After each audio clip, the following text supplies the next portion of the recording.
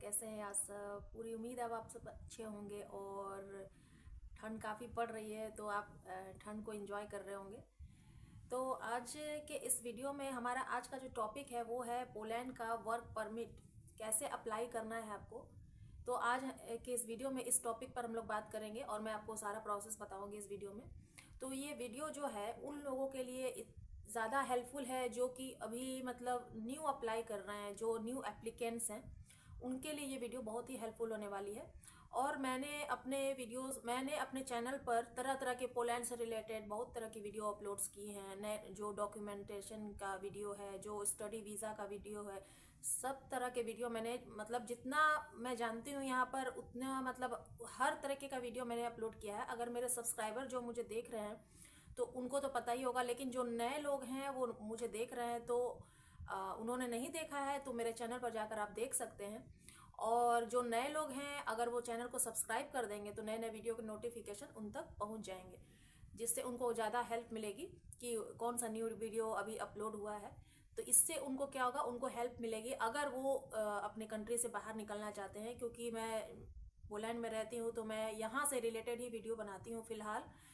तो आज का जो मेरा टॉपिक है पोलैंड वर्क परमिट का, तो इसमें क्या क्या स्टेप्स आते हैं, क्या क्या आपको फॉलो करना है, तो सारे चीज़ें जो हैं मैं आज के इस वीडियो में कवर करूंगी। और अगर अगर आप ये वीडियो पूरा स्टार्टिंग से लेकर एंड तक देखेंगे तो आपको अच्छे से समझ में आएगा कि कौन कौन से स्टेप्स को आपको फॉलो करके चलना है, जिससे आपका वर्क परमिट अप्लाई हो जाएगा। और सारे process step by steps follow करेंगे तो इजी होगा कि आपको वर्क परमिट है जो जल्दी से आप तक पहुंच जाएगा।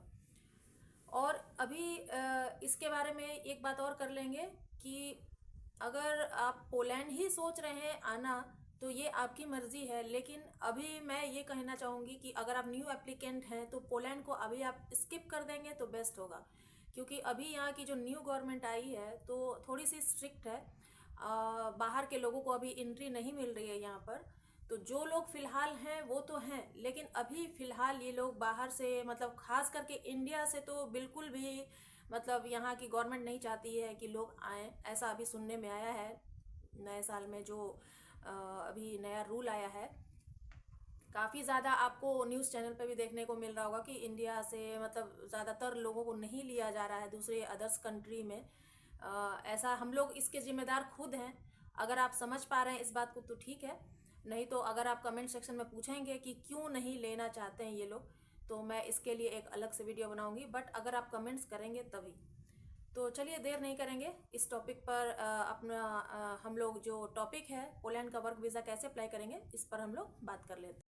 तो वर्क परमिट अप्लाई करने का फ़िलहाल यहाँ पर दो तरीका है जो कि जेन्युइन तरीका है। पहला तरीका है आपका कि आपका कोई रिश्तेदार या कोई फैमिली फ्रेंड या आपके कोई रिलेटिव अगर पोलैंड में रहते हैं तो उनसे आप रिक्वेस्ट कर सकते हैं अपने बिहाफ पे कि आप वहाँ पर पोलैंड में किसी भी कंपनी से जॉब ऑफर लेकर के दें। मीन्स आपके बिहाफ पर वो वहाँ अप्लाई करेंगे तो इससे क्या होगा कि आपको वर्क परमिट अप्लाई हो जाएगा और आपको एप्लीकेशन मिल जाएगा एक आपको अप्लाई करने के लिए। तो ये आपका एक पहला तरीका है और पहला स्टेप है। और इस पहले स्टेप में सेकंड तरीका है कि आपको किसी एजेंसी से कांटेक्ट करना पड़ेगा। तो एजेंसी क्या करती है, एजेंसी आपके लिए एक एम्प्लॉय सर्च करती है। तो एम्प्लॉय सर्च करने के बाद वो क्या करेगी, वो आपको एक जॉब ऑफर लेकर के देगी। तो जॉब ऑफर लेने के बाद क्या होगा, आपको एक ऑफर लेटर आएगा जिसमें कि आपको एप्लीकेशन फॉर्म मिल जाएगा आपको वर्क परमिट अप्लाई करने के लिए। तो देखिए तरीका दोनों का सेम है, फ़र्क सिर्फ इतना है, डिफरेंस सिर्फ इतना है कि एक तरफ आपके फैमिली फ्रेंड या रिलेटिव हैं या आपके फ्रेंड हैं और दूसरा तरीका है एजेंसी। ऑफर दोनों का सेम है, प्रोसेस भी दोनों का सेम है। बस एक जैसे मान लीजिए कि अगर कोई मतलब आपका कोई फ्रेंड नहीं है पोलैंड में, कोई रिलेटिव नहीं है, आप मतलब किसी को जानते नहीं है, तो इस केस में क्या होता है आप किसी एजेंसी से कांटेक्ट कर सकते हैं। तो एजेंसी आपके लिए एक एम्प्लॉय सर्च करने के बाद वो किसी भी कंपनी से किसी भी मतलब जैसे एम्प्लॉय सर्च करेगी तो वो ईजिली किसी कंपनी से कांटेक्ट करके ऑफर लेटर ले सकती है। तो ये हमारा फर्स्ट स्टेप है वर्क परमिट अप्लाई करने का, जो कि आप पहला स्टेप क्रॉस कर लेंगे इससे। ये जो हमारा ऑफर लेटर है, या तो आप उसको फैमिली या फ्रेंड्स के थ्रू आपके पास आएगा या तो एजेंसी के थ्रू आएगा, दोनों में प्रोसेस सेम है जो आपको फॉलो करना है। तो ऑफर लेटर आने का मतलब आप उसको एग्रीमेंट लेटर भी कह सकते हैं, कॉन्ट्रैक्ट लेटर भी कह सकते हैं। तो जब भी ये आपके पास आता है, ये सेकेंड स्टेप मैं आपको बता रही हूँ कि जब भी ये आपके पास आता है तो आप उसको क्या करते हैं, पहले आप पढ़ेंगे, उसको समझेंगे कि उसमें क्या क्या डिटेल्स दी गई हैं और वो आपके लिए अच्छा मतलब आपके हिसाब का है या नहीं है। तो एक तरह का वो एग्रीमेंट लेटर ही आपके पास आता है, ऑफर लेटर जो होता है, कॉन्ट्रैक्ट लेटर। तो उसको आप पढ़ेंगे, समझेंगे, उसके बाद ही आप उसको पढ़ने के बाद साइन करेंगे। तो साइन करने के बाद क्या होगा, फिर आपको उसको सबमिट करना होगा। जो आपने सबमिट किया है उसके बिहाफ पर आपका सबमिशन हो जाता है वर्क परमिट के लिए, मतलब कि आपने अप्लाई कर दिया है अब वर्क परमिट के लिए। ये आपका सेकेंड स्टेप हो गया। तो अब आप सोच रहे हैं सबमिशन क्या होता है, वर्क परमिट का सबमिशन। तो सबमिशन होता है एक मतलब उसको बोलते हैं सबमिशन स्लिप। इस सबमिशन स्लिप में आपको क्या रहता है कि पोलैंड में जो एजेंसीज हैं, जी जो कंपनीज हैं, उनके डिटेल्स दी रहती हैं, आपको क्या सैलरी मिलेगी, ये सारी डिटेल्स जो है आपका, उसमें पासपोर्ट नंबर भी होगा क्योंकि आपने ऑफर लेटर में सब कुछ डिटेल्स वगैरह डालते हैं। तो ये सब जो है डिटेल्स आपको सबमिशन स्लिप में मिलेगा, जो कि आपके वर्क परमिट के लिए अप्लाई होता है, सारी डिटेल्स उसमें दी रहती हैं।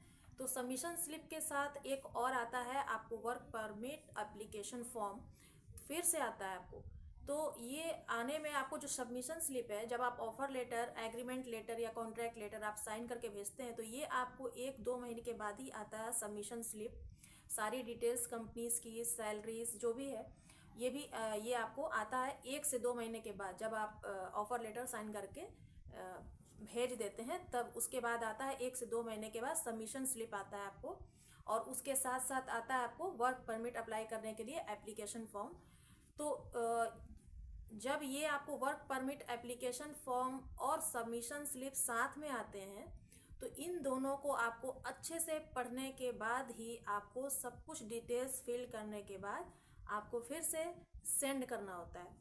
तो जब ये दोनों चीज़ें आप सबमिशन स्लिप और वर्क परमिट एप्लीकेशन आप सेंड कर देंगे, तो उसके बाद भी आपको 4 से 5 महीने का समय और लगेगा सारी, क्योंकि पोलैंड में क्या होता है कि ज़्यादातर सब लोग हर चीज़ जो होते हैं ना, डॉक्यूमेंट्स जो होते हैं, बहुत बारीकी से चेक किया जाता है। आपको 6 महीने भी लग सकते हैं, 7 महीने भी लग सकते हैं, और किसी किसी को तो 1 से 1.5 साल भी लग जाता है। तो ये कंपनी के ऊपर डिपेंड करता है कि वो किस तरह से आपकी चीज़ों को देख रहे हैं, कितनी बारीकी से देख रहे हैं, उनको क्या क्या चाहिए। तो मतलब उनका क्राइटेरिया आप क्रॉस कर पा रहे हैं या नहीं, ये सब सब कुछ यहाँ पर बहुत ही मतलब तरीके से ये लोग जांच करते हैं। इन्वेस्टिगेशन जो होता है ना, बहुत बारीकी से ये लोग करते हैं। तो ये सब चीज़ें जो होती हैं कंपनी के ऊपर डिपेंड करता है।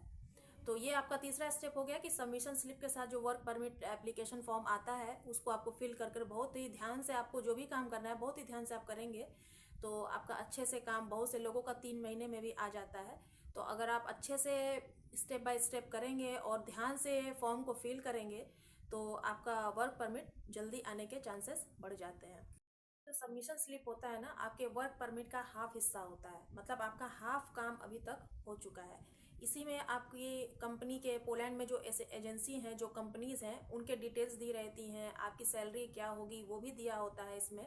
तो उसको आपको पढ़कर अच्छे से उसमें फिल करना होता है। और इसको जो मैंने बताया कि 5 से 6 महीने लग जाते हैं या 1 से 1.5 साल भी लग जाते हैं। तो कंपनी किस तरह से इन्वेस्टिगेट कर रही है, ये कंपनी के ऊपर ही डिपेंड करता है कि वो किस तरह से इन बारीकियों को चेक कर रही है। तो फाइनल वर्क परमिट आने में आपको लगभग 4 से 5 महीने तो मैक्सिमम लग जाते हैं। लेकिन कभी कभी क्या होता है ना कि वो लोग अपनी जो प्रोसेसिंग होती है, प्रोसेसिंग अगर वो जल्दी करेंगे तो आपका काम जल्दी हो जाएगा। अगर प्रोसेसिंग करने में लेट होगा तो आपका काम थोड़ा सा टाइम लग जाएगा करने में। तो ये जो आपने सबमिशन स्लिप को आपने पढ़कर वर्क परमिट को जब अप्लाई करते हैं, तो ये आपका समझिए कि हाफ काम आपका हो गया। तो दोस्तों, इतना काम करने के बाद ये जो आपका 5-6 महीने के बाद जो प्रोसेसिंग होती है, जो आपने सबमिशन स्लिप और एप्लीकेशन फॉर्म फिल करने के बाद आपने जो भेजा है, तो इसके बाद आपका जो वर्क परमिट आता है, तो वर्क परमिट का आपका मेन प्रोसेस शुरू होता है यहाँ से, जिसमें कि आपको क्या करना होगा, आपको एप्लीकेशन करना होगा एम्बेसी में, और उसके लिए आपको अपॉइंटमेंट लेनी पड़ेगी। तो अपॉइंटमेंट के लिए आपको पोलैंड की एम्बेसी में, जिसका डिटेल मैं अभी स्क्रीन पर डाल दूंगी, तो एम्बेसी से आपको अपॉइंटमेंट लेना पड़ेगा। तो अपॉइंटमेंट में क्या होगा, आपको वहाँ से फॉर्म मिलेगा। जब आप अपॉइंटमेंट करेंगे, आपको अपॉइंटमेंट मिल जाएगा, तो आपको वहाँ पर फॉर्म मिलेगा फिल करने के लिए, पहला फॉर्म। तो उस फॉर्म को आपको फिल करने के लिए क्या करना पड़ता है, एक बार फिर से आपको रजिस्ट्रेशन करना होगा।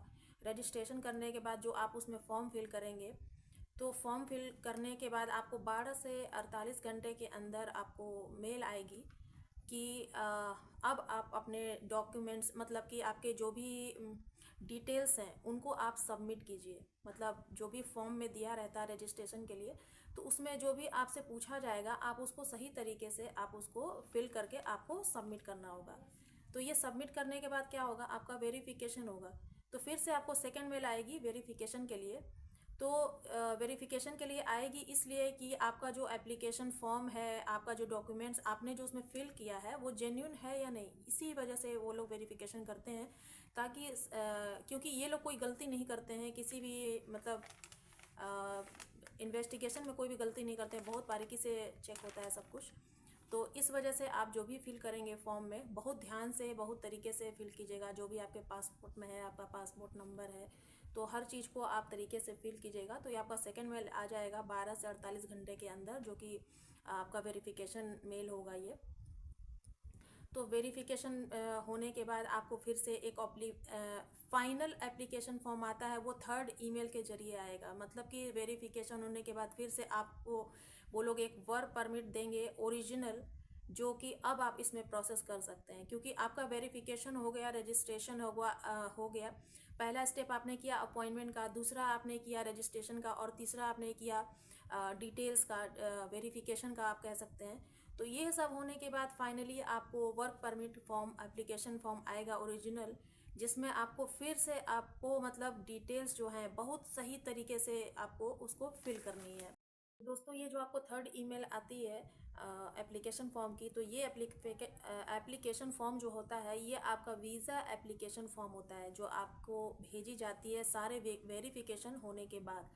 तो आप इस बात को ज़रूर से ध्यान रखिएगा कि वीज़ा एप्लीकेशन फॉर्म में किसी भी तरह की कोई मिस्टेक नहीं होनी चाहिए। अगर आप खुद कर रहे हैं तो आप उसमें 3 से 4 बार अच्छे से चेक कर लीजिए कि आपने सब कुछ ठीक से फिल किया है या नहीं। अगर आप एजेंसी के थ्रू आप फिल करवा रहे हैं फिर भी, तो भी आपको एजेंसी में आपको डिमांड करनी चाहिए कि आपको उस फॉर्म का PDF बना करके एक दिया जाए, ताकि आप भी चेक कर सकें कि आप उसमें उन्होंने कोई मिस्टेक तो नहीं कर दी। क्योंकि मिस्टेक जो होती है ना, किसी से भी हो सकती है।